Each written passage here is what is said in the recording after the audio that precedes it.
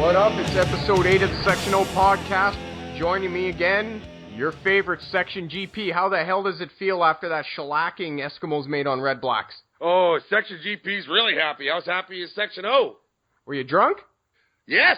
We were reporting live from Fort Nelson, if you recall. If you remember Section Peace River from episode 4 or 5, the guy that told the story about Jock Climbing not washing his hands in the washroom, he actually came over, and he brought his buddy Barry, and yeah, the afternoon started off pretty early, and then we took the LRT down, and shit, was it hot. It must have been like plus 35 throughout the afternoon, and it was like maybe 30 degrees at kickoff. So not only are we drunk, but now we're getting like heat irrationality, going loopy because of the temperature. How did you like that game, Roy? Oh, man, was that ever good? It was exactly what we kind of talked about in the last episode. Totally bounced back the way we needed, man. Got the week off in week 2. Got ready for week 3. The offense looked really good. It's an all-around good team effort. Yeah, you had a few mistakes. Boy, it was still a great team effort. To be able to go up that many points, that's what old-school Commonwealth Stadium football is all about. Visiting teams are supposed to come into our house, and we're supposed to just annihilate them. Matt Nichols really shut everybody up, too, hey? Yep, that's our guy. That's our starter right there. We're going to follow it up with another big one here back in Harperland on Friday night. You know, with all the hate Matt Nichols got over the last couple of weeks, and then he comes in and he throws like several passes in double coverage, one of them for a touchdown. Yeah, his numbers were kind of not as great as you would think they are, but you got to remember, too, how many missed illegal contact on our receivers were there, which caused an incomplete? Or how many hurries? Or how many times did he get out from the pocket where he had to make a decision like that with no open receiver? So I think his numbers were kind of misleading. But at the same time, you know what? We put up 47 points. So, you know what? Everybody, the Eskimos are back. Eskimos are back! So what did you do for the game, Rory? Well, we watched the game at my brother-in-law's house in Fort Nelson. I lost my mind entirely. A lot of build-up leading up to that. Once we finished the game, we proceeded to have an endless sea of beer and shots and drinking games at my father-in-law's backyard until some local authorities made us quiet down. Yeah, I seen that the RCMP showed up to your place. What time was that, like 3 in the morning? I don't actually recall the exact time. Sometime after. What the hell was that picture you sent me? Buddy managed to fit himself inside a play school red car with the yellow hood. Everybody knows what I'm talking about. He like, this man is 6 foot something. He managed to get himself stuck inside one of these. Well, he's not quite 6 feet, but that's my cousin Tanner from Choiceland, Saskatchewan. Big rock. Of course, right? Yeah. So when we all get together, it's just a phenomenal time. And we were playing a game called Flippy Cup. And for anybody doing your pregame or postgame festivities and you like to play beer pong and you want to change it up a little bit, try Flippy Cup. It's even simpler. You're just you have your team. Your team is, you want at least 4 people, but you can have as many as 8 or 10 or 12. And you slam your drink. We usually did about a half drink, so a half a beer is what we were slamming. And after you slam your drink, the cup comes back down right side up, and you put it at the edge of the table. You use your finger to flip the cup so it lands exactly upside down. It's quite simple, but under the influence, it can be a little bit difficult. Maybe a little bit of a breeze can make it difficult. And once that cup lands upside down, your next contestant can now start to drink their drink. And then they do the same thing, and you have a race down the line. So it got very competitive, and that led to a pretty high blood alcohol content for everybody, which led to Tanner thinking it was a good idea to try to take this Toys R Us car for a ride around the swimming pool. At that precise moment, we received a visit from a couple of wonderful local officers in Fort Nelson, BC, asking us, if I may quote, "What the hell are you guys doing?" And who needs to be kicked out of the party, they asked. And are you guys fighting, they also asked. Who called the cops? The neighbors? We did not suspect it was the direct neighbors, but according to the officer, they could, quote-unquote, hear us across town. So somebody on the street it was a Thursday night, and we were in the wrong for when people have... Whatever, the Eskimos won. You guys are absolved of all... Yeah, I'm absolved. I mean, I had reason to celebrate, right? And all the Rider fans, they were preemptively celebrating for their game against BC. which we all know worked out excellent. Rory, there's something I got to get to that's been on my mind, and we were discussing this earlier, and I had a conversation about it with Jay. We're going to get a little serious on the Section O podcast right now. We don't do this too often. You know what I'm getting at right now, and this crops up at least once a year. You know what's coming. Social media garbage. Social media garbage. Now, before anybody drops a hate comment in the comment section below of the YouTube video here, I understand that I am not an angel on Twitter. I get it, okay? I run the Section O account. Jay's got some input. Peter's got some input, but about 99% of the tweets are mine, and yeah, sometimes they get a little out there. There was an incident that came up at the game. I tweeted out that Matt Nichols threw a ball into double coverage, and the haters can, quote, eat my dick. Right. And, yeah, you know what? That may have not have been the best tweet to send out, but, you know, I was not going to blame the alcohol, but we all had a bit of a few, and whatever. But it's indicative of another issue that I find that happens to us once a year, and yeah, I'm kind of guilty of bringing it upon ourselves, but it's people that tweet at the Eskimos saying, I don't know why you guys associate with Section O. Why do you guys have any partnership with them? I was thinking about this incident, and this rant was going to go one of two ways. I was either the guy that tweeted me out, we're not going to say who he is, but I could have went on a big rant saying how much that he's misled, and actually it gave me a bit of an inspiration to do my, how should I say it, my yearly discretion. Rory, it's no secret that we're big football fans. Yeah. Section O, you know, and whatnot, and we have a lot of people that rally around us, and we're kind of looked at as a face sort of thing, and I understand people are screaming at their computers right now, going, "Oh, you're an idiot," whatever, but this happens once a year, and I'm just going to put it out there right now. 1, we do not work for the Eskimos. 2, we do not associate with them in any way, other than we're just fans, and we like football, and we like the team. 3, they do not ask us to do anything. And 4, we do not receive any compensation from them in any which way whatsoever. So the people that are out there tweeting at them thinking that Section O works for them, we don't. Our tweets don't represent the Eskimos. The Eskimos don't look for favors for us in any which way. So let's just clear that up right now. So for all the haters out there that are thinking that we're some, like, official fan group and whatnot, we're not. Okay, it's just a bunch of guys that like football, that like the Eskimos, that just so happen to have 1,130 followers. So our tweet's going to go a little sideways, yeah, but you know what? We're going to try our best to make it representative of an entire fan base. But you know what? At the same time, if you're going to tweet at me, tagging the Eskimos in it, saying how much of an idiot I am. Yeah, I think the Section O Twitter account's getting singled out a little bit. You know what? Like I said, this could have went one or two ways. I could have just went shoot promo on the people that were involved with it, or I can just sit here and say, listen, this is the way it is.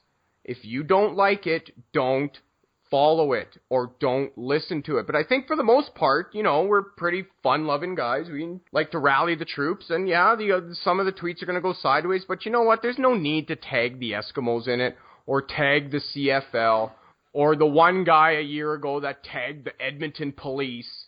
Like, come on, you guys. Use discretion for yourself. If you don't like it, don't follow it. Just like if you don't like this podcast, don't listen to this podcast. Yep, and I'm glad we didn't have to mention any particular names on what happened on Saturday. Doesn't need to go down that road. Since we're on kind of the Twitter hate, Rory, there's actually two guys that I do want to call out by name, okay, and you know who they are. And some other people on Twitter or that follow Section O might know who they are, and you've probably gotten smear tweets from them. One guy is at Tetley_77, and the other guy famously goes by the name of at Clitlicker. And horrible. Oh, jeez. Well, first of all, if your name is Clitlicker on Twitter and you're getting a tweet from this guy, you're probably dealing with a troll. Probably. And number two, if your name is at Clitlicker, you have probably never performed that sexual act on anybody before, because anybody with half a brain doesn't put that in. Like, what are you trying to do? Anyway, so this guy, I followed him on Twitter for a while. This is back when I was new to it, and I wasn't really 100% familiar with how trolling works, and I understand, yeah, Section O trolls, I get it. But not like this. You got to get a hold of this shit. I've actually screenshotted a couple of his things. And one picture that he sent out was he's actually sitting at the game across the stadium from us. And this is the kind of stuff that I got to deal with. And other people that have to deal with too. Took a picture of Commonwealth Stadium, drew an arrow to where we're sitting. First of all, we're not even sitting there. Okay, so you're wrong, buddy. Nice try. Take a lap. And the subtitle is, hey, I found Section O. This guy sucks cock. Terrible. Inappropriate. Here's Tetley _77. F off horse, and then he uses a gay slur. Go get a horse cock in your ass and die. Maybe go watch Death by Horse C U, and then another homophobic slur. The reason why these guys actually bother me, and I know the golden rule, right? Never feed a troll on Twitter. Yeah. You know, just ignore them. But I just want to get it out there. If you're receiving tweets from these guys with @Section O tagged in it, chances are they're not true. For instance, I was in Vegas last year and I was staying at the Mirage, and I tweeted out that I'm sitting by the pool. Guess what he goes and does? Tweets the Mirage security, tweets the Mirage hotel saying that I stole this wallet poolside. First of all, I know you live in Grand Prairie, @ClitLicker. I've gotten that far in finding out who you are. Another thing is he tweeted the Box J Boys a couple of Grey Cups ago. Hey, don't do anything with Section O. These guys don't pay their bar tab. These guys walked out on their bill. And one of the Box J Boys comes up to me. He's like, hey, there's this guy. Like, what the hell happened today? What are you talking about? Oh, you guys stiffed the bill? What? So he shows me, I was, oh, God, you're getting it from this guy. And actually, this Tetley77 guy's on his, like, 4th account because they all get suspended. Because if you look at his Twitter career, it's just, like, I know my tweets kind of go off the rails, but this guy's just on a complete different level of just obscenity. And you know what? I'm just putting it out there that @ClitLicker and underscores. And they've got another buddy, @InfectedSmagma. Really? So listen, you couple of fucking douchebags sitting behind your computer screen. You know where we sit. If you got such a problem with us, why don't you come and sit with us and tell some of the stuff that you say over Twitter to our face? You know, be a man about it. And I get it, people are, well, Section O, you troll too. Yeah, but there's a face behind it. You guys know who I am. And I don't tweet any of this obscenity. Like, I'm not going to go tell somebody from the Rough Riders that he needs to go die. Like, what is that shit? Oh, it's just too much. I read some of their posts before I blocked them, and there's a lot of racism there, and it's just, I don't know. I suspect that @Section GP was being lured. What choice do I have? I got to look out for myself and whatever in our own account. So, see you later, ClitLicker and Tetley. Yeah. Bye-bye. Take a lap, bud. Go troll Haley Wickenheiser some more. And if you are in Grand Prairie, why don't you come tell me to my face? But mind you, I don't really want you walking up my driveway, and I don't think you want that either for your own safety. What is your infatuation with Section O, man? Like, what are you trying to get out of this? You trying to get me, like, fired from the Eskimos? I don't work for the Eskimos, so good luck. They're not going to do anything. Trying to get me kicked out of Commonwealth? Good luck with that. We don't do anything wrong. Yeah, okay, we have touchdown jello shooters. Ooh. Go make a big deal out of that, bud. @ClitLicker. Who makes their name @ClitLicker? That guy. Like, what the fuck? Anyway. It's probably not his face on there either. He probably used some other guy he doesn't like. It's probably some innocent dude whose face is on that page. Just a Dr. Phil catfish episode. So, yeah, anyway, what I'm trying to get at, guys, if you get tweets from these two douchebags or their buddy @InfectedSmagma, just a hat trick of loserness on Twitter, you know what, just go ahead and block them. We don't have time for that type of shit on Twitter. We're too busy trying to rally the troops and actually trying to get some positivity with this Eskimo fan base, because fuck, Rory, that was one hell of a game. We got the positivity going now. What are we looking for, the Eskimos in Harperland? How can we build off this win? The receiving core looks really good. Matt Nichols playing hard. Gotta love the game we got out of Kendall Lawrence. How do you not love that guy? The defense is explosive. Pat Watkins had a nice pick. We had other nice plays. I mean, we're all over the place on defense. It looks great. And I mean all over the place in a great way. We're up against a team that's going to be bouncing back. A team that played really well defensively in their first 2 games.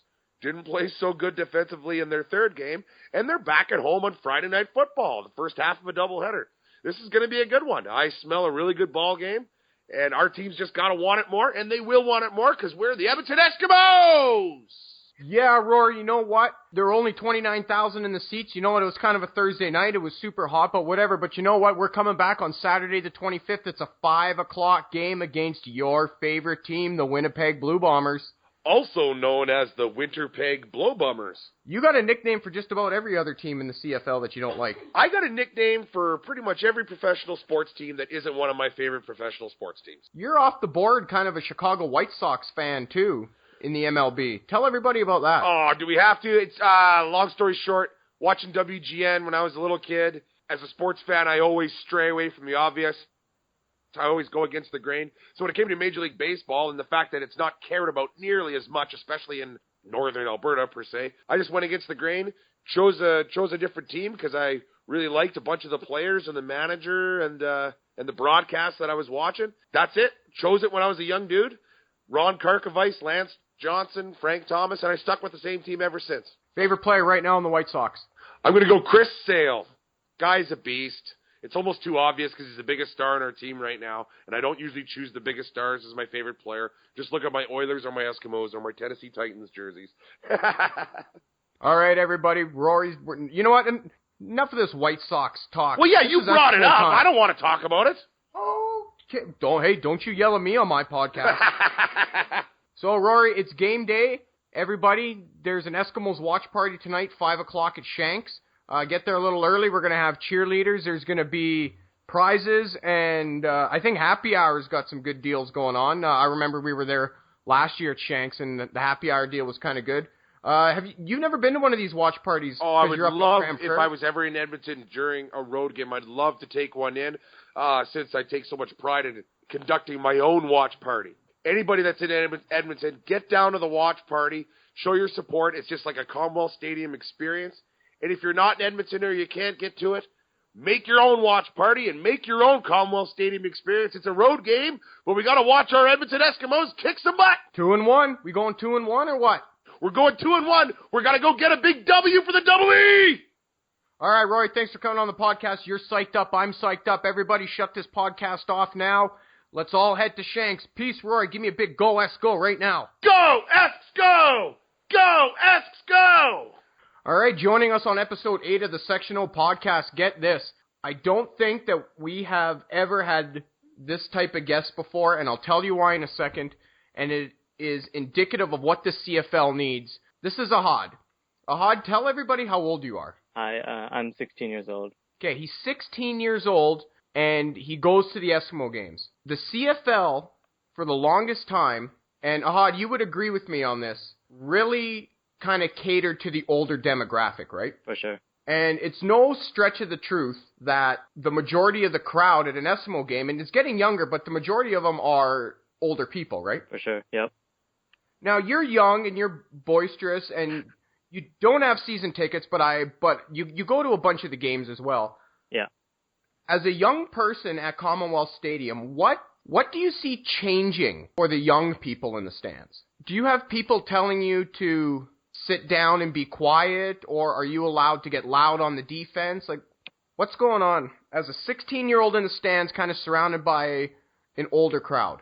Oh, I usually get stares from other people, just like, oh, what is this kid doing? Just sit down, enjoy the game. Well, being quiet and just like watch. Don't need to yell. What do you say to that? If, you're trying to have some fun, you're not really offending anybody and whatnot, but you're getting loud. This is a football crowd, and somebody tells you to settle down. What's your response? I'll just probably ignore them. I'll just probably get louder. If you get pissed off, it's not my fault. And I'm glad you come on the show as a 16-year-old, because really our whole mandate with this Section O thing is, we're trying to be the alternative. We go against the grain. That's probably why we rub a lot of people the wrong way a little bit, but we're trying to support the youth movement. Yeah. And the CFL, for a while, lost a generation. And now they're trying to play catch-up. So you've probably noticed now that in the last couple of years of you being a fan that they're trying to cater to more young people, right? Yeah. What do you want to see the CFL do for young people to get into the game? It's like I like what the Eskimos are doing right now. They're trying to get more of the fans involved. So if they do that more often, probably the young people will probably get more interested. So you probably meet the players, meet the management, meet the coaching staff, cheerleaders, all that. That'll probably get us young people more interested. Do you mostly get your news off Twitter and Facebook?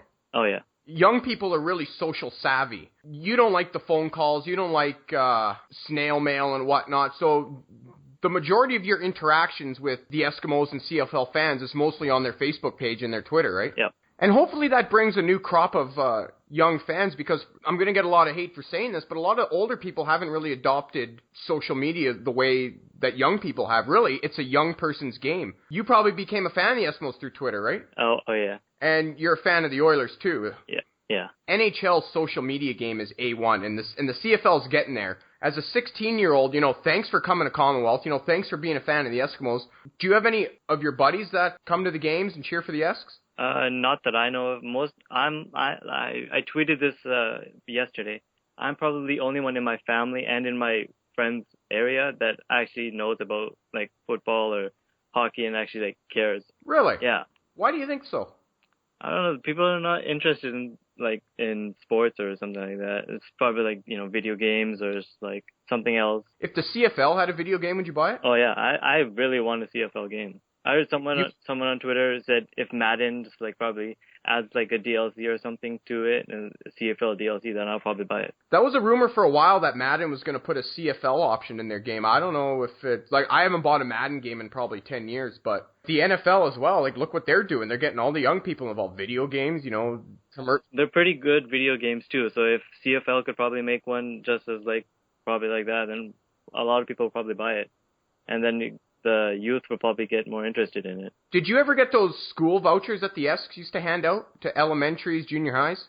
No, I don't think so. It's the first time I've heard of it. Oh, really? Yeah. When I was in school, they did it. Mind you, I haven't been in school in 10 years now. They used to have, for the Labor Day rematch against Calgary, they used to give out vouchers to the schools, and all the kids would take these vouchers and trade them in for tickets. And then, that's a really good idea. It bumps the attendance up too. You're getting young people, and hopefully, if a percentage of them latch on, that's where I latched on. I used to get the school vouchers all the time, and then in 2002 the Grey Cup was here, and I begged my mom to buy me season tickets just for the Grey Cup, and then we're going on 15 years now. So. Oh yeah, if they probably bring back the vouchers, that would probably help. I think they are this year, and they're bringing it back for Calgary. Have you been to the Labor Day rematch? Because I know you don't have season tickets, but you've been to a Labor Day rematch, right? No, I have not. I really want to go.